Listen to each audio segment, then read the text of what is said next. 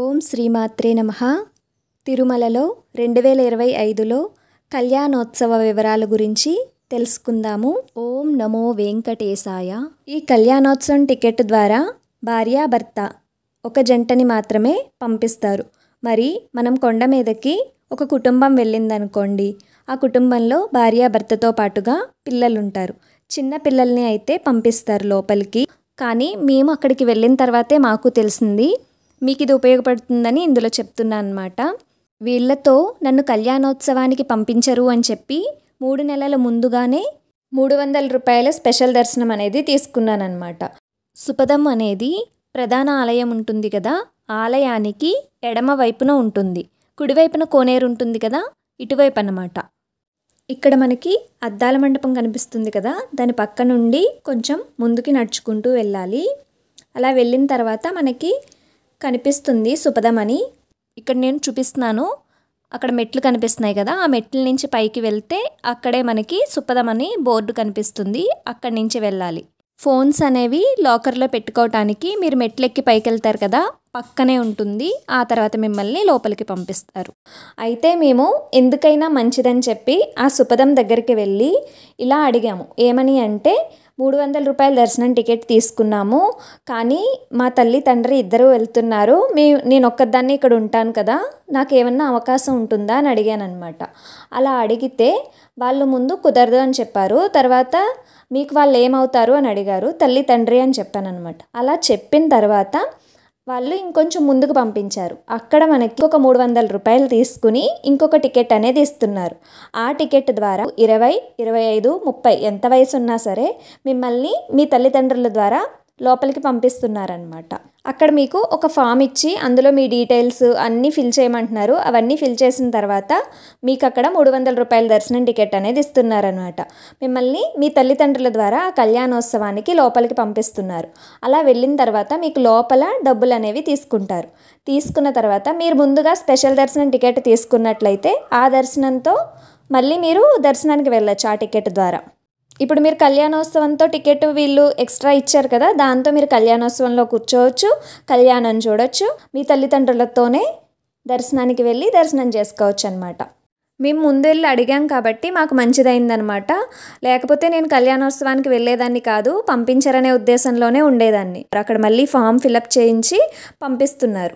మనకి report time వచ్చి 10 గంటలకని ఉంటుంది, కానీ అంతకంటే ముందే 9 గంటల నుండి లోపలికి పంపిస్తున్నారనమాట. ఇలా ముందెందుకు వెళ్ళిపోతారు అంటే, ముందు వెళ్తే కనుక మనం స్వామి కళ్యాణం జరుగుతుంది కదా, కళ్యాణానికి దగ్గరగా కూర్చుంటామన్నమాట.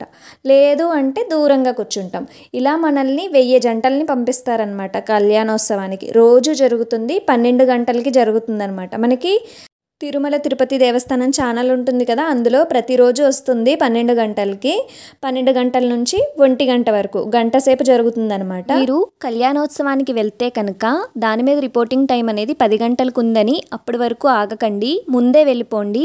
ముందు వెళ్తే వాళ్ళు పంపించేస్తారు. 9 గంటలకి 9:30కి అలా వెళ్ళిపోండి. మీరు ఎంత ముందు వెళ్తే అంత ముందు కూర్చోవచ్చు అనమాట. లోపలికి పంపించిన తర్వాత మిమ్మల్ని ఒక రూమ్ లాంటి దాంట్లో ఉంచుతారనమాట. అక్కడ మీకు కాఫీ, ఇంకా పాలు, ప్రసాదము అలాంటివి ఇస్తారు. అక్కడ మీకు బాత్రూమ్స్ కూడా ఉంటాయి. అలా మీరు అక్కడ తాగి కూర్చోవచ్చు. కూర్చున్న తర్వాత మిమ్మల్ని 10 గంటల నుండి నెమ్మదిగా పంపిస్తూ ఉంటారు.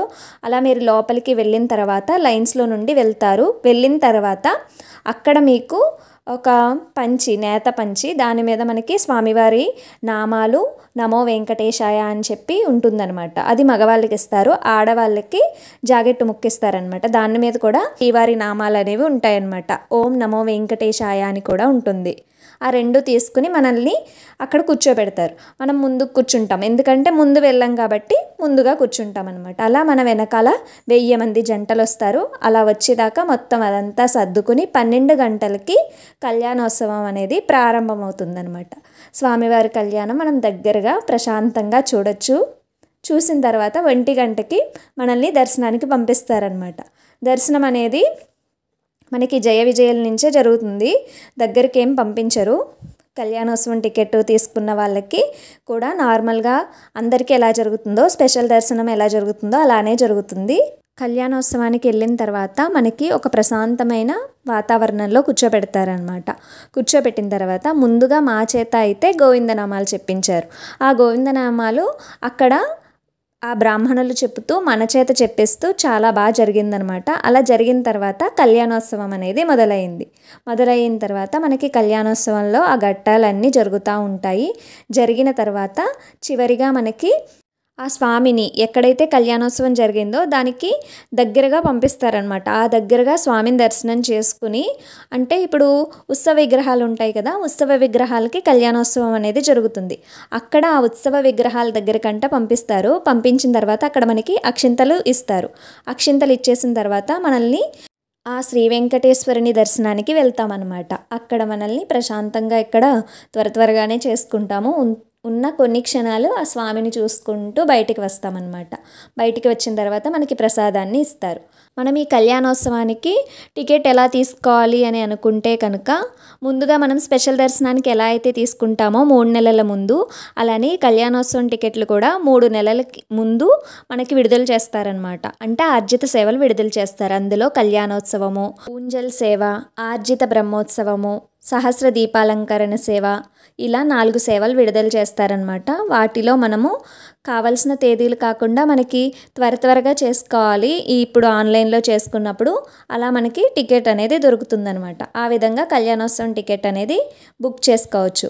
ఈ కళ్యాణోత్సవం టికెట్ వచ్చి 1000 రూపాయలు ఉంటుంది. భార్యాభర్త ఇద్దరికీ కలిపి 1000 రూపాయలు అనమాట. అలానే కళ్యాణోత్సవం చేయించుకునే వాళ్ళకి 2 లడ్డూలు ఇస్తారు. ఈ కళ్యాణోత్సవం టికెట్స్ అనేవి మన ఫోన్ ద్వారా మనం ఎలా బుక్ చేసుకోవచ్చు అనేది మీకు కావాలి అనుకుంటే కామెంట్స్లో చెప్పండి. పూర్తి వివరాలతో మీకు ఒక వీడియో చేసి చూపిస్తానన్నమాట, ఎలా బుక్ చేసుకోవాలి అనేది. మీకు కావాలి అనుకుంటే తప్పనిసరిగా అడగండి. కళ్యాణోత్సవం టికెట్స్ అనేవి మనకి ఆఫ్లైన్లో కూడా ఇస్తారు. అవి డైరెక్ట్గా ఇవ్వరు, మనకి లక్కీ డ్రా కింద పెడతారనమాట. అంటే రేపటి టికెట్స్ని ఈరోజు లక్కీ డ్రా వేస్తారు. దాంట్లో మనం రిజిస్ట్రేషన్ అయితే కనుక ఆధార్ కార్డ్తో మన డీటెయిల్స్ అన్నీ ఇస్తే మనకి మెసేజ్ వస్తుందన్నమాట. మనం లక్కీ డ్రాలో విన్ అయితే కనుక, అంటే అక్కడున్న ఇప్పుడు 1000 జంటలు ఫిల్ అవ్వాలి కదా, 1000 జంటలు అవ్వటానికి ఏమన్నా తక్కువ మంది ఉంటే ఈ లక్కీ డిప్లో తీస్తారనమాట. అలా మీకు వచ్చే అవకాశం ఉంటుంది. ఒక్కోసారి మనకి లక్కీగా ఎంతమంది, మనం ఎన్ని జంటలు వెళ్తే అన్ని జంటలకి కూడా అది వచ్చే అవకాశం ఉంటుంది. అక్కడున్న అవైలబిలిటీ బట్టి మనకి లక్కీ డ్రా అనేది ఖచ్చితంగా వస్తుంది. మీకు అలా లక్కీ డ్రాలో విన్ అయిన తర్వాత మీకు మెసేజ్ అనేది వస్తుందన్నమాట. అప్పుడు మీరు అక్కడికి వెళ్ళి 1000 రూపాయలు అనేది ఇవ్వాలి. మాకు స్వామి దర్శనము అన్నీ అయ్యాక బయటికి వచ్చేసరికి మధ్యాహ్నం 2 గంటలు అయింది. ఆ తర్వాత సాయంత్రం వరకు స్వామివారి సన్నిధిలోనే అక్కడే ఉన్నామన్నమాట. ఆ తర్వాత ఏం చేసాం అదంతా కూడా తర్వాత వీడియోలో చూపిస్తాను. ఓం శ్రీమాత్రే నమః.